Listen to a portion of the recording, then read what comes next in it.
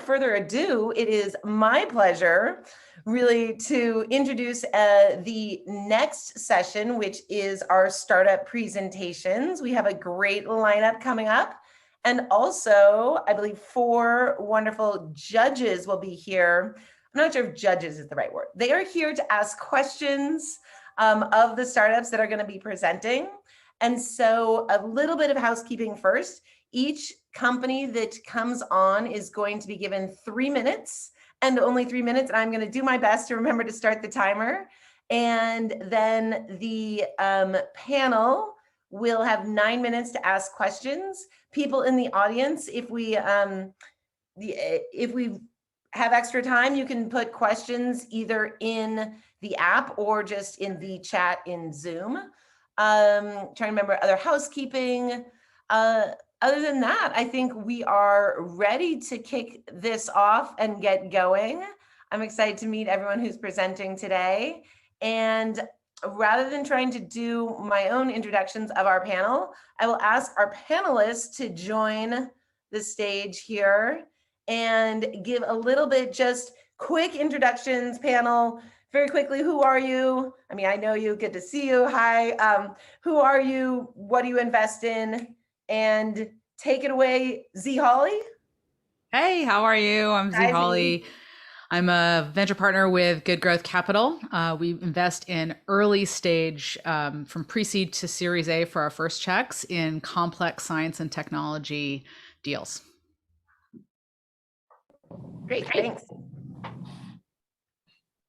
Jim. Yeah, hi everybody. Hi, Minnie. Good to be here. Thank you so much for the invite. I'm a special advisor to Wavemaker 360 Health. So we focus on all things in healthcare, not including biotech. In light of that, I'm going to yield my question time to somebody else for our first presenter because it's not quite in our wheelhouse, but the last 3 companies I'll certainly be asking some questions. And we are seed to Series A. So thanks so much. Great. Great. And Hank. Hi, my name is Hank Boat. I am an investor with Anzu Partners. Can you guys hear me? Yes. So apologies, I had a little bit of technical difficulties, so just wanted to check. I'm an investor with Anzu Partners. Anzu invests in breakthrough technology investments across a variety of different fields, and devices and sensors like what you guys are showing are very much in our wheelhouse. So very excited to be here and listening to you guys. Very relevant panel here today. You guys should just jump in after the presenters have their 3 minutes. Oh, and then JJ is also joining us. So JJ will be with us in a second. I'm not sure how to bring him onto the stage, but I'm sure he is about to appear. That's my guess. But judges, what I was going to say is feel free to just jump in. You can raise your hand if you'd like, but also just jump in with questions or I'll cold call as necessary, I guess. Oh, look, there's JJ up there. JJ, hello. Hello, sorry, I couldn't find the right link, so there you go. There you go, you look perfect. Thanks. Do you want to give us the quick who you are and what you invest in? Yes, my name is JJ Risha. I'm a partner at Pismo Ventures. Pismo Ventures is a venture studio.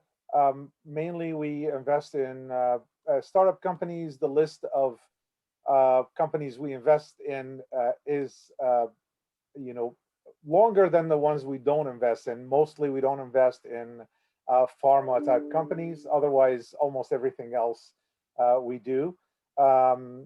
We've been around for about 2.5 years, but as an investor, I've been investing in startups for more than 13 years. I'm also a member of Techos Angels, which is the largest angel group, and we also run a venture plan competition, which is a startup competition. We started it for the first time last year. We're running it again this year, and I'll mention it here because last year we basically fast-tracked the first look winners to our second round, and we'll do the same thing this year. Fantastic. Great to have you here. And without further ado, we are having Edge Sound Research. Absolutely. So let me share my screen. There we go. All right, I can start whenever. You can. All right. Sound is everywhere. It's the first thing we experience when we wake up in the morning, and it's the most consistent stimulus we experience throughout the day. How would you like to experience sound? What if I told you that the way you currently experience sound is limited because existing audio technologies haven't evolved in the past 3 decades, restricting communication abilities in an era when content is king? This makes it difficult to implement the next generation of audio solutions. And while consumers are spending an average almost 7 hours a day consuming content and looking for that next big experience, companies are struggling to provide those experiences in audio as they have with other formats, such as video. Hello, my name is Valtteri Salamäki, and I'm the CEO of Sound Research. Our team, comprised of business professionals, engineers, and subject matter experts, are reimagining what it means to experience sound. But this entire journey began with my co-founder, Ethan, who's actually a hard of hearing professional musician and audio engineer and completing his PhD in digital composition. Due to his hearing loss, he had to recalibrate how he associated with sound by putting his hand on a speaker and feeling the vibration of sound. By adding this layer of touch to sound, Ethan was able to compensate for his hearing loss and enhance the experience for others. Working with a team of advisors with years of startup experience, we've been able to take Ethan's background of being hard of hearing and his years of research to develop the very first product that allows you to hear and feel sound in the entire frequency range, which we call Zxerex. This allows for the most realistic and immersive audio experiences available and allows gamers, for example, to feel as enemies are approaching behind them, or as you're watching a scene, feeling you're actually a part of that scene.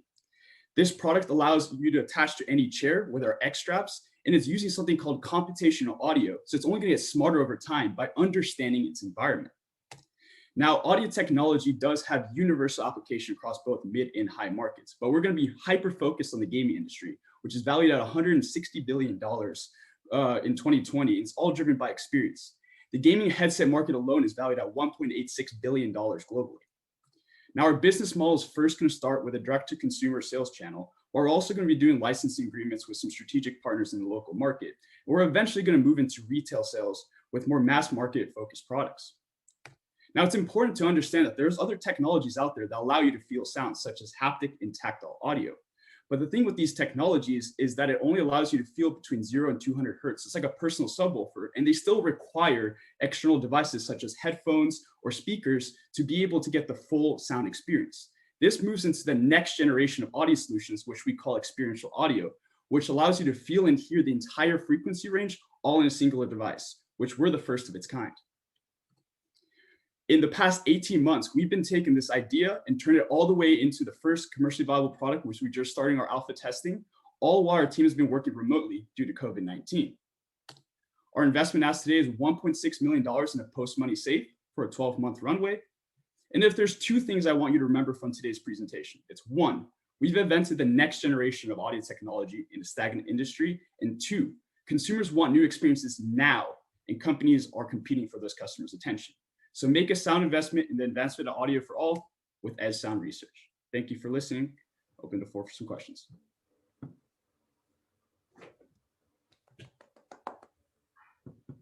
Thanks, Val, that Val. was This is awesome. super interesting.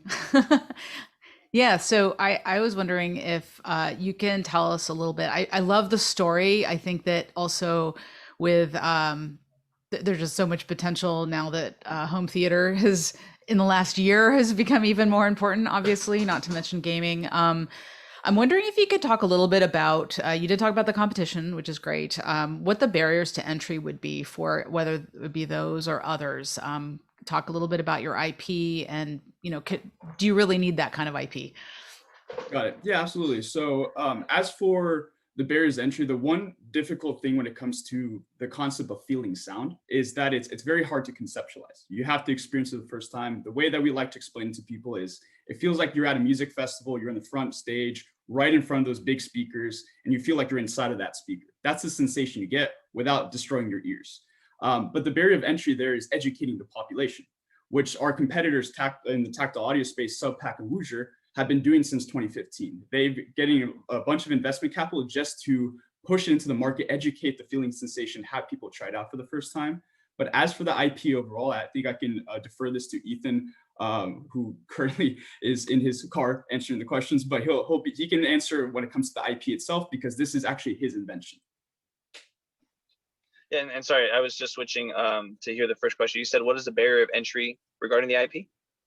No, what is the, well, what can you explain your IP a little bit more, and what are the barriers to entry for other competitors to compete in some of those areas where you really have an advantage at the moment? For sure. Yeah, so the IP is, let's see, how much can I say without giving most of it away?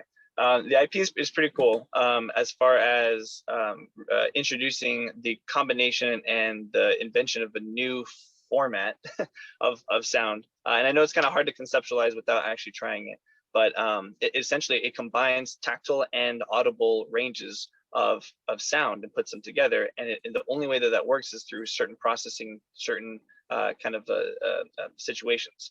And of course, we're trying to lessen that barrier to entry so that way other companies and other situations can take advantage of it more.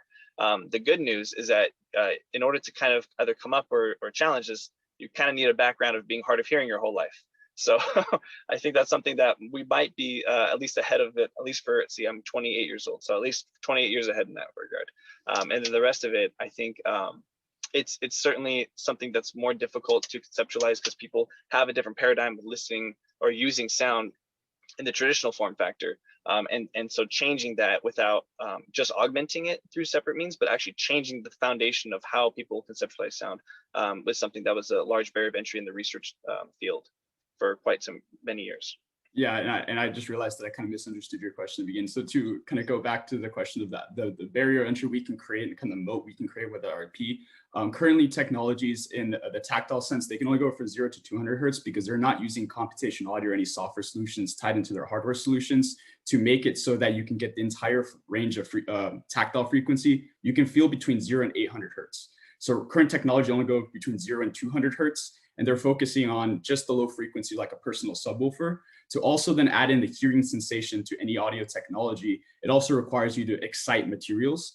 So for example, our technology you can put on a wall, you can put it on a table, now that becomes a speaker. Due to that fact, that also requires heavy kind of computational audio, how you configure the hardware, which is currently in our patent pending technology that we have in PCT filing. And we probably only have time for one more question, maybe two. Let's see. I'll go quickly. So do you have already a patent, or is this maybe your secret sauce? How, I guess I'm following up on the previous question. Yeah, so currently we put in our patent. So we currently are in patent pending. So we have a PCT international filing currently, and we have 18 months to then choose where we want to put utility patents. So you have a provisional patent, right? Correct. We have a provisional on top. Yeah. Okay.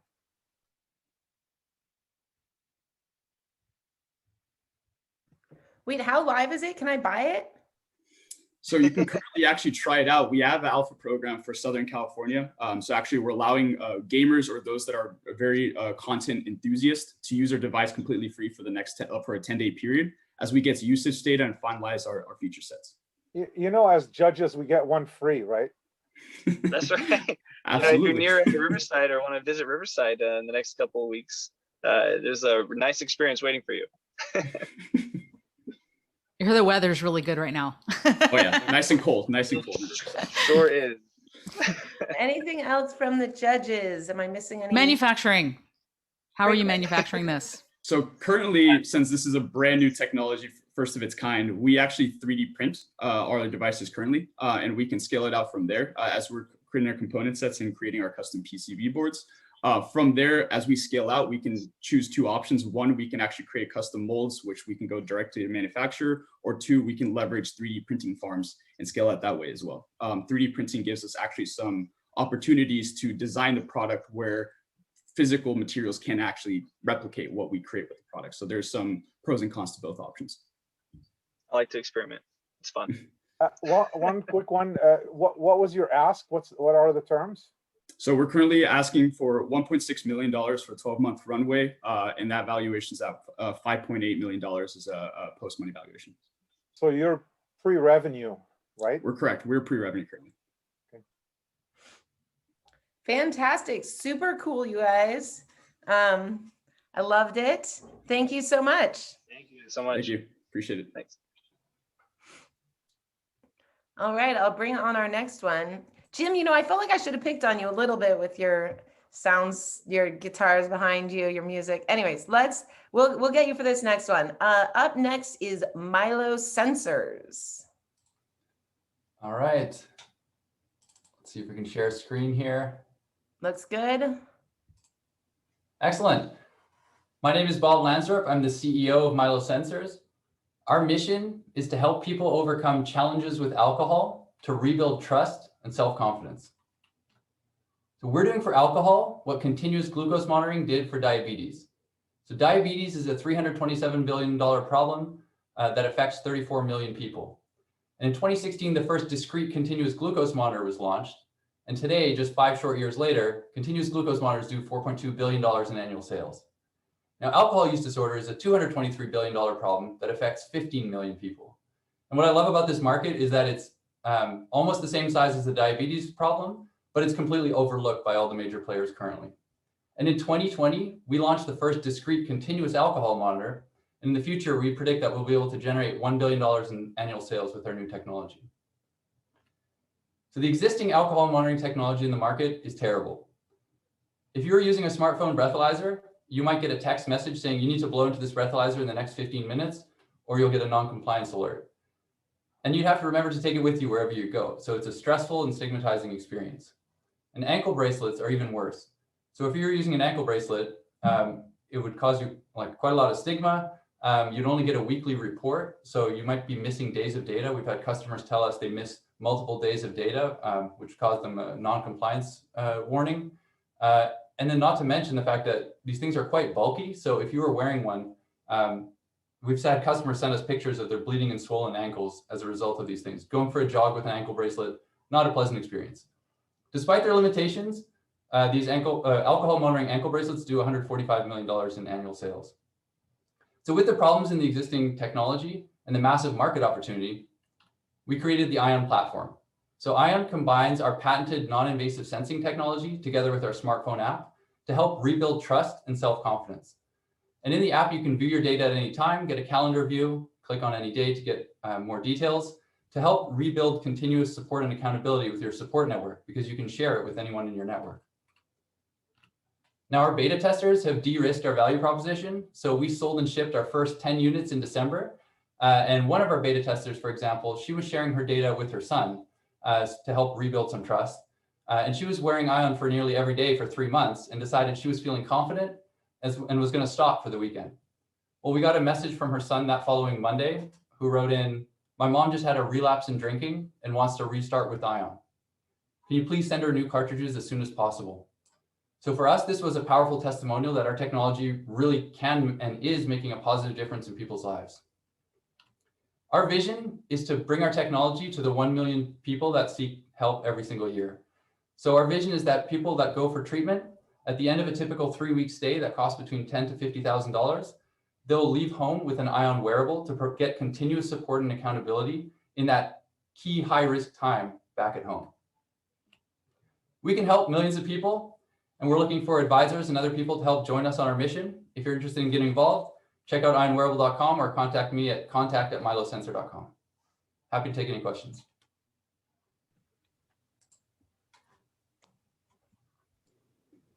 So can you clarify, is this like a diabetes sensor in that you have it's something that you kind of have on your wrist or something that's taking blood, or what is it actually, how does it actually work?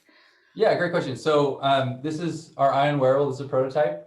It's a wearable non-invasive sensor. So there are some parallels with glucose sensing in the market, I think, and in the technology, in that we're both using enzymatic sensing, which is the pathway in which we can convert alcohol into a measurable signal. There are also some differences. So our technology is non-invasive. So it relies on the alcohol that diffuses non-invasively through the skin, which means that actually we're a general wellness product, or ION is a general wellness product because it's non-invasive. So there's no actual needles or blood measurements. It's non-invasive, but the parallel is it's still enzymatic. Will you need to make a claim about this being a diagnostic device, or is it, how does that work from a regulatory perspective? Yeah, so the FDA regulates diagnostics that diagnose intoxication. So the key thing is that we do not diagnose intoxication with ION. So that's the key the key phrasing in the FDA regulations. So we wouldn't be able to say this person is safe to drive or anything like that. That's not the route we're taking now.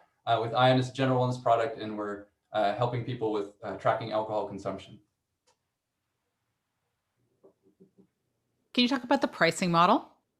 Yeah, sure. So hard to pack everything into 3 minutes, but yeah, our subscription model is $299 per month for our wearable, which is cost competitive with the ankle bracelets that are around $450 a month, and on the order of the high-end breathalyzer systems. And in addition to the 299, there's a disposable component. No, that's all included. So that's all. Yeah, we've had our model is we want to align our company's income with our value that we add to the customers. So we've tried to keep things as simple as possible, no extra bells and whistles, just $299 a month. That's all inclusive, and that's for continuous daily monitoring. I noticed that in your the deck that you presented ahead of time, you mentioned that with ankle monitors, the data is only shared like once a week, and you guys your device can share the data on a continuous basis. That seems like a pretty strong advantage for compliance programs, which I know is not the market that you're focusing on. It sounds like you're selling it kind of like a Fitbit, like people who care about their fitness. But from a legal compliance standpoint, what are your thoughts there about how you're going to grow that? Or if you would. That's a terrific point. So the alcohol monitoring ankle bracelets, they're widely used in like court ordered applications. And we've had a customer that told us, they were actually multiple customers that have told us they have missing days of data. So like maybe their ankle bracelet had a water issue and they missed 3 whole days of data. And so, that's a massive problem for them, because they're trying to demonstrate, look, I'm not consuming alcohol, to their support network or their parole officer or whoever they're trying to share that data with. And it shows 3 days of missing data. So that's a massive problem. And what they've told us is they wish they had known earlier, so they could have taken a urine test or done something proactively to show that this was a false non-compliance warning, it was just a sensor error. And so the advantage of our technology of logging data continuously is massive. And so, yeah, that completely eliminates that issue of having potentially multiple days missing in weekly, sometimes it's even monthly reports. So yeah, it's pretty bad. For me, this is an encouraging sign for our startup that the existing technology is so bad that there's a lot of room for improvement. If the existing technology was amazing, it'd be a lot harder to start a tech company, I think. I guess my question then is, have you considered then, instead of using a direct to consumer kind of sales model where someone proactively purchases it and uses it, have you considered setting up like enterprise agreements with, I don't know, parole offices? I don't even know which office of the government deals with that, but like setting up those enterprise level agreements? Yeah, that's a great point. Actually, again, I just didn't have time to pack all that in, but I'd love to get into this with more detail with you at some point. But in summary, yeah, we have licensing interest. So from these major enterprise players, we already got a $15,000 payment from one of them. So they already have channels into, say, the court systems and all the channels in which people might go through a court-ordered alcohol monitoring program, where if the alternative is jail, then that ankle bracelet is actually a positive alternative. But if the alternative is ION, then that's an even better alternative. So those channels, we're definitely interested in partnering with the existing sales channels to license our technology into. We already have, as I mentioned, one licensee that's already paid us $15,000, check cleared, so ka-ching. And I think there's many others. So I think over the coming 12 to 18 months, we can have potentially one of those licensees get an exclusive deal. We're still working on that, but yeah, I think that's one great potential avenue for us. Also partnering with treatment centers might be another enterprise kind of partnership avenue for us in the future. We're already in talks with a lot of them. The largest one is the Hazel and Betty Ford Foundation. That's the largest alcohol use disorder treatment provider in the US. And they've got our wearable sensing technology on their roadmap. They're very interested in integrating our tech. So yeah, I think that's kind of the future for us. Like B2C is this nice beachhead where we can start to validate our technology, which is why we started shipping B2C. Get our tech in the hands of people, make sure that our value proposition is true, like that, instead of focusing on the licensee and their needs, we're focusing on the person actually wearing it, and that our tech adds value to them. And then we believe that the enterprise channels will be our next go-to-market. How much have you invested personally into this? So we've been in business for 5 years, and we just received a $2 million phase 2 SBIR award. So we're the in that funding category for NIH, the National Institutes of Health. They had a program through the National Institute of Alcoholism and Alcohol Abuse, the NIAAA. They were very interested in wearable alcohol biosensors. They had the funding opportunity. We're actually the most funded startup in that opportunity. So we got more than $2 million to pursue our technology. So most of what we're doing today is we have a very tech-heavy team. We got PhDs, mechanical engineers, and we're doing the product development. So we're pretty good on that. I think what we could really use though is some more business and marketing expertise to join our team. So that's where I think our future 12 months of development will be is growing that side of the company. I was specifically asking about how much have you invested personally in cash into the business? I mean, I'd be happy to dive into that with due diligence with you. So I've been doing this full time since I got my PhD. It's a very simple question. Not how much time you put into it, is how much cash have you invested? That's, I mean, I think I'd be happy to take that one with you offline in some due diligence. I think it's a simple, usually question that gets answered real quick. So that's okay. And so how much funding have you received so far other than the $2 million? And is that non-diluted funding? So we have more than 2 million in non-dilutive funding, but then we also raised a couple of angel rounds a few years ago, and that got us to 950,000 in angel rounds. So we're now, doing a small angel round to get some marketing going for pre-orders, but we're pretty good for product development because of our, phase 2 funding that we have. But we could use help on marketing and business development. That's where the real potential is for growth, I think, for us. So one more thing, how large is your team currently? So it depends how big you draw the tent. We're 4 full-time. That's the smallest tent you can draw. We have a lot of consulting partners that help us with, software, product development, engineering, even marketing, SEO, that kind of thing. But it's 4 core full-time people. So we're a small, scrappy team. Congratulations on what you've built so far, Bob. Really impressive. Judges, anything else? I'm going to let Bob go. I think that was great. All right. Awesome. Thanks, guys. And if you have more questions, hit me up at contact@milosensor.com. Fantastic. milosensor.com. Okay. Thanks. All right. Next up. Zxerex. Shannon is our next presenter, and feel free to take it away. Okay, thank you. Let me get my presentation ready. Here we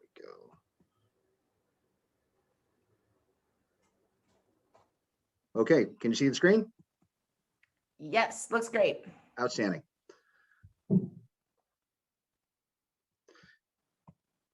Okay, Zxerex is a fit-for-duty impairment detection technology. We use a patented non-invasive eye scanner, which measures micro movements of the eyes, which can indicate impairment.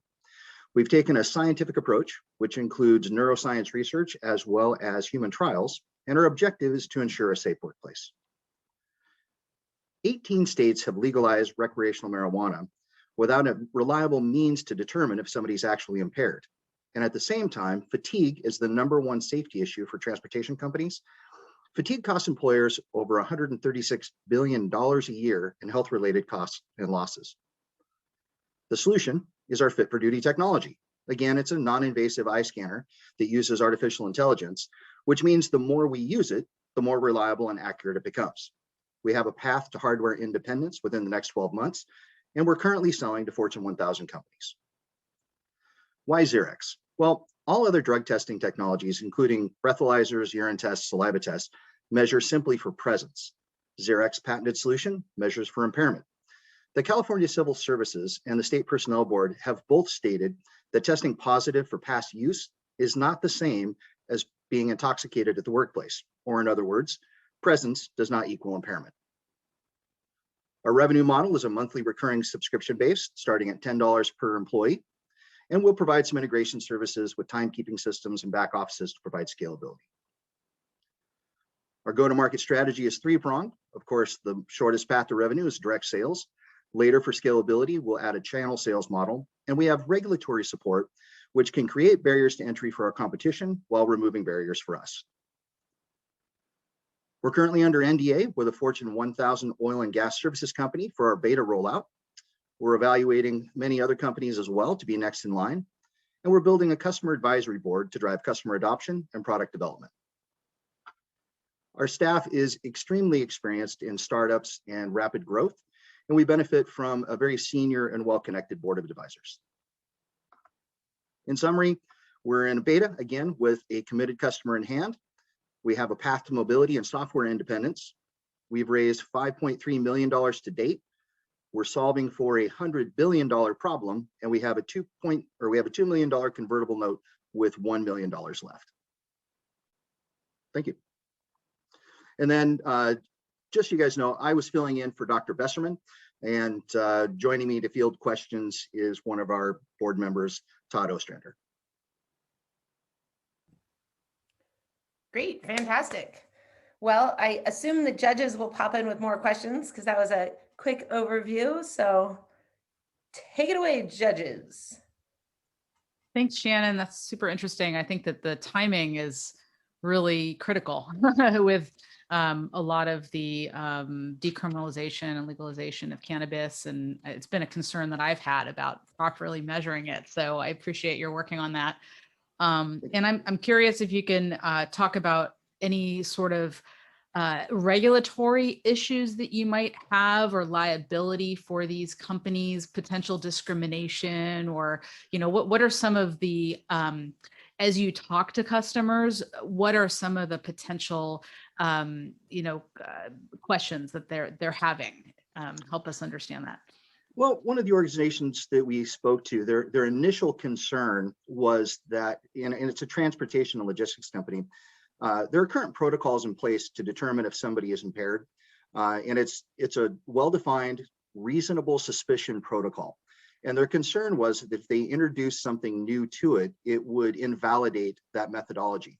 However, we reached out to the Department of Transportation, had a conversation with a person who actually released a statement saying that anything they do that is additive, but isn't the sole reason for moving somebody towards discipline or removing them from duty, doesn't violate the reasonable suspicion protocol. And is this, you showed when you said software only, which I think is great. I assume you showed a desktop computer, but I'm assuming that the most useful way of implementing this would be through mobile. So could you talk about the implementation of this? Yeah, currently the form factor is at a desktop. It's a single screen that somebody stands in front of and follows a dot on the screen for approximately a minute. Again, the driving factor behind that is the high definition camera that we need is so, it's so restrictive that in order to measure the micro movements of the eyes, we haven't found a camera that is small enough yet to do that. However, on the roadmap, we're using software stabilization software so that we very soon, again, within 12 months, we should be removed from any hardware dependence. That means that we'll be able to go to other form factors, like possibly what you would see with a virtual reality visor that somebody would put up to their eyes, and a small device for that.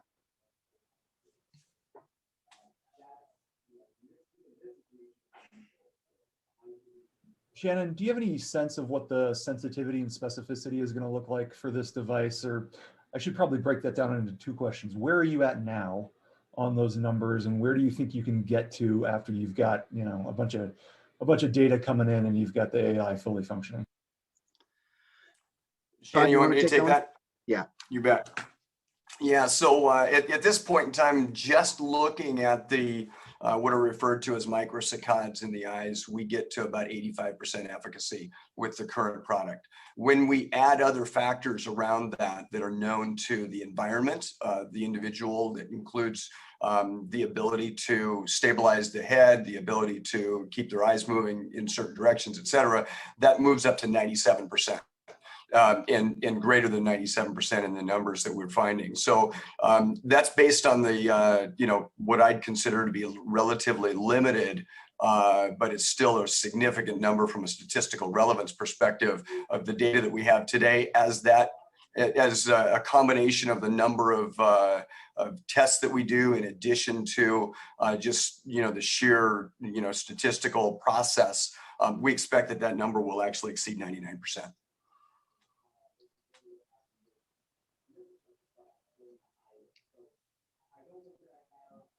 Can you talk about the your IP and two parts of that? One is I'm assuming, is this based on research that academic research that you could point to, peer reviewed, and then have you patented this approach?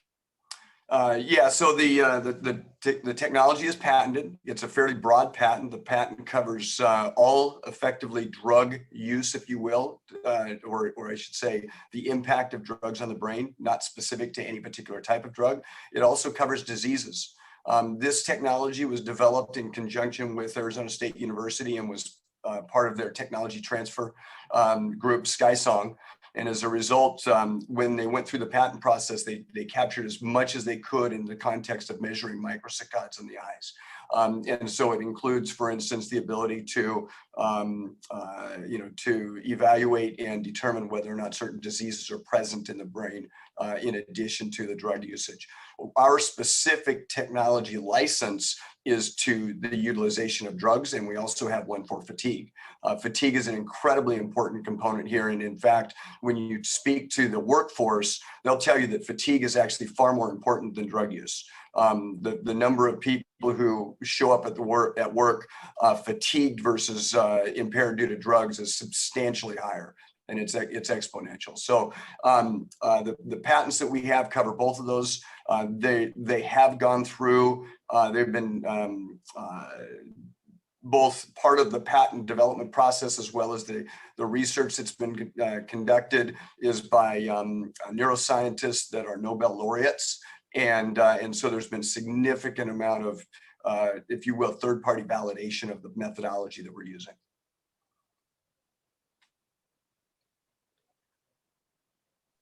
That does surprise me that you can patent that, because I think that the concept is not new, right? And I know I've seen other startups that have used things like retinal tracking and blink, response for identifying neurological issues. So anyway, that's probably too detailed here. But and by the way, we're happy to get into those discussions in a due diligence call. I can tell you that there's a difference between looking at the pupils or the retina versus looking at microsaccades, which are really where where the brain and the eye are attached.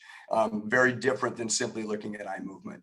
Pupillometry is a well-known screening tool. But when you get into the true scientific ability to determine a signature for what marijuana might look like on the brain, or opioids might look like on the brain, et cetera, you really have to get into the detailed activity of what's really going on in the back of the eye. Great, that's helpful, thanks. Mm-hmm. And do you think you can, so just to clarify, maybe I missed this earlier in the explanation. So you can actually diagnose what you think the impairment is then? Is Yes. that inferring from what you just said? Yeah, that is correct. Fantastic. Yep. I know you guys are in beta, but have you guys priced the product? Are you guys getting any Yeah. sales at this point? Yeah, we're starting out as a monthly recurring model with $10 per employee per month.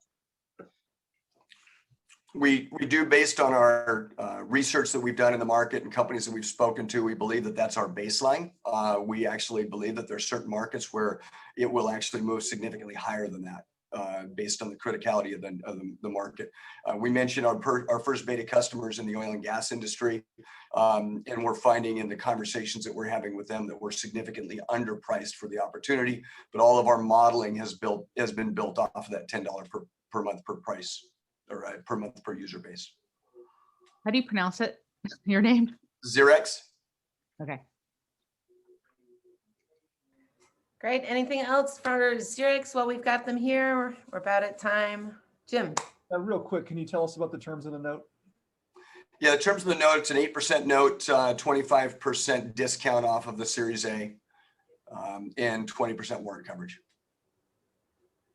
Thank you. Great. Thank you both so much. Zxerex, thanks for being here. Really exciting work you are doing. Great. Thanks for having you us. very much. Take care. Awesome. Folks, that wraps up our first panel for the day. Those were some great companies. And thank you, judges. Judges, before you leave, anything else that we're missing here from you all? Well, thanks for the good questions, and thank you guys for giving your time today. And also very nice to see you all. And those were thoughtful questions, and it's a great session.